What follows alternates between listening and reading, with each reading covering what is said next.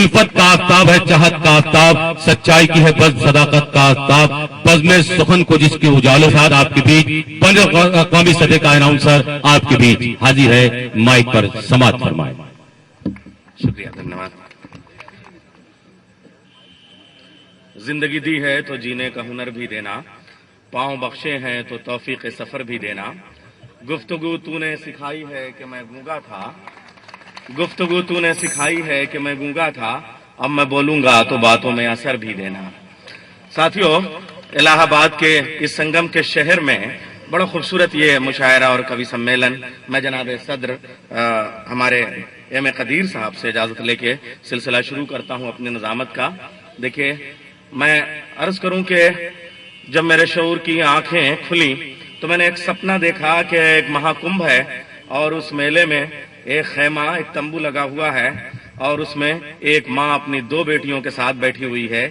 एक बेटी शलवार और कमीज में है, एक बेटी साड़ी पहने हुए है। मगर एक भीड़ में अचानक एक अफवाह उड़ती है कि कुछ बाहर से आतंकी आ गए हैं या कोई सुनामी की लहर आ गई है।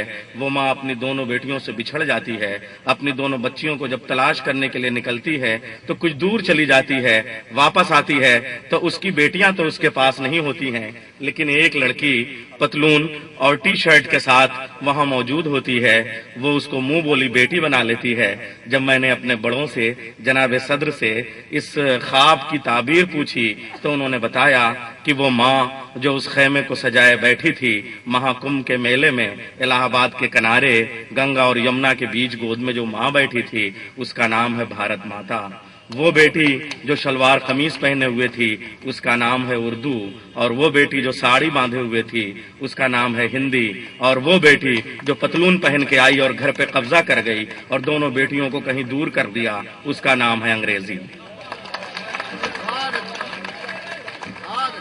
बस साथियों, रिश्तों के रखरखाव को आज कम से कम इंसानियत के नाम एक शाम मुनक़िद करके गोविंद सक्सेना जी और हसन नकवी साहब ने इस दर्द को और इस संवेदना को महसूस किया है कि आज हम उसी इंसानियत की बात करें, उसी प्यार की बात करें। देखिए, इंसानियत में आज उर्दू गजल और हिंदी कविता दोनों एक साथ मौजूद है। मैं आपको बताऊं, ये जो हमारे डाइस पे सारे फूल लगाए गए हैं इनमें कोई गुलाब नहीं है, कोई बेला नहीं है, कोई गुल दाऊदी नहीं है, बल्कि ये मेरे सामने जो फूल है ये गेंदे का फूल है। ये मेरा गेंदे का फूल नहीं है बल्कि अखंड भारत है। इसमें केसरिया रंग हिंदू है, हरा रंग मुसलमान है। केसरिया रंग अपनी संख्या के हिसाब से बहुत ज्यादा है और हरा रंग बहुत थोड़ा सा है। इसी को अल्पसंख्यक कहते हैं, इसी को माइनॉरिटी कहते हैं। लेकिन ये केसरिया रंग की पंखड़ियां तभी तक सजी हुई और सलामत हैं जब तक इनकी जड़ों में ये हरा रंग मौजूद है। अगर ये हरा रंग निकाल दिया जाएगा तो केसरिया रंग की पंखड़ियां बिखर जाएंगी। क्या फायदा यही उठाया बात आपने जो अभी इस गंगा और यमुना की संगम की तहजीब के हवाले से मखदूम साहब कविता पेश कर रहे थे, यही मेरा अपना पैगाम है कि अगर आप चाहते हैं कि मेजॉरिटी भी चैन और सुख के साथ मोहब्बत का पैगाम देती रहे तो माइनॉरिटी को उसकी जड़ों में रखिए और सबको सबका हक देता रहना चाहिए। बहुत बहुत शुक्रिया। इलाहाबाद तहजीब का शहर है, इलाहाबाद संगम का शहर है, इलाहाबाद साहित्य नगरी भी है, इलाहाबाद शहर अदब भी है। यहाँ सूर्यकांत त्रिपाठी निराला, महादेवी वर्मा की रवायतें अगर मौजूद हैं तो फिराक गोरखपुरी, हैरत इलाहाबादी और नासिक की भी तहजीब यहीं पे परवान चढ़ती है। जहाँ हम आलोचना की बात करते हैं तो प्रोग्रेसिव राइटर्स में एहतशाम हुसैन अगर यहाँ से ताल्लुक रखते हैं, अगर प्रोफेसर अकील रिजवी यहाँ मौजूद हैं तो शमशुर रहमान फारूकी भी यहीं मौजूद हैं।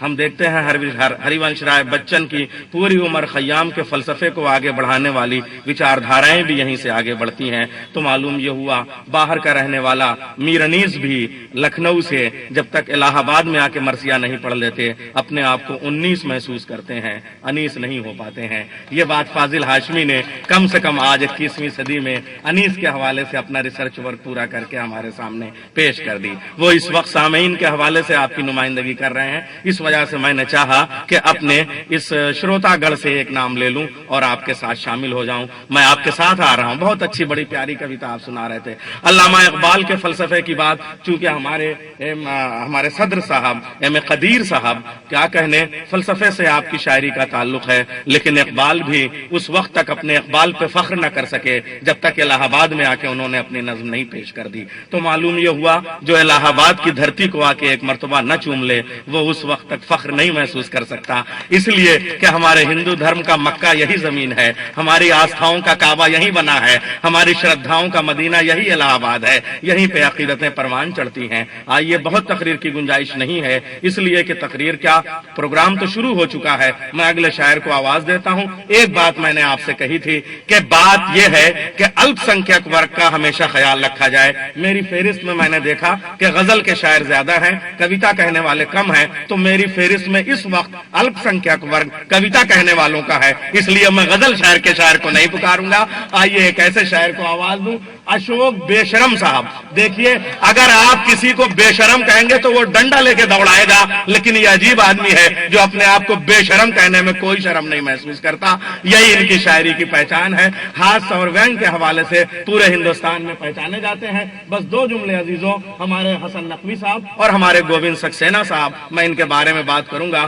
حسن نقوی صاحب، ان کے والد بزرگ کے بڑے احسانات میرے اوپر ہیں، لیکن ایک برگد کی چھاؤں میں اگر کوئی پودا پنپ کے ایک گملے کی حیثیت سے اپنی پہچان قائم کر لے تو بھی بڑی بات ہوتی ہے، لیکن ایک گملے کے پودے نے پورے چمن کو اپنے ایک گملے میں سجا لیا اور اپنے والد بزرگ کی پوری روایت کو آگے بڑھا دیا اور ہندوستان کے باہر لے جا کے انسانیت کے پرچم کو بلند کیا۔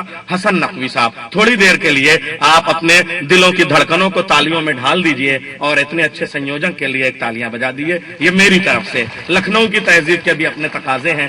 گووند سکسینہ جی، کون ان کے بارے میں نہیں جانتا؟ لکھنؤ میں ہم ان کے بارے میں سنتے رہتے ہیں، جس طریقے سے مظلوموں مجبوروں کے حوالے سے یہ کام کر رہے ہیں۔ دیکھیے، انسان جو دوسروں کے دکھ درد کو سمجھ سکے، بینکاک میں یہ دونوں لوگ گئے اور وہاں سے سمانت ہو کے آئے ہیں۔ جو باہر سے تالیاں سمیٹ کے لے کے آئے، اس کو اپنے شہر میں تھوڑی سی تالیاں مل جانی چاہیے، تھوڑی سی تالیاں ان کے لیے بھی ہو جائیں۔ عزیز، میں آواز دوں گا کہ وہ تشریف لے آئیں اور اپنی ہاس اور وینگ کی کویتا سے تھوڑا سا آپ کو ہنسا دیں۔ بہت سنجیدہ بنا دیا۔ حیدرآباد کے مخدوم پہ ہم ناز کرتے تھے، لیکن الہ آباد کا بھی مخدوم کوئی کم نہیں ہے۔ مخدوم صاحب کے بعد تشریف لا رہے ہیں اشوک بے شرم صاحب۔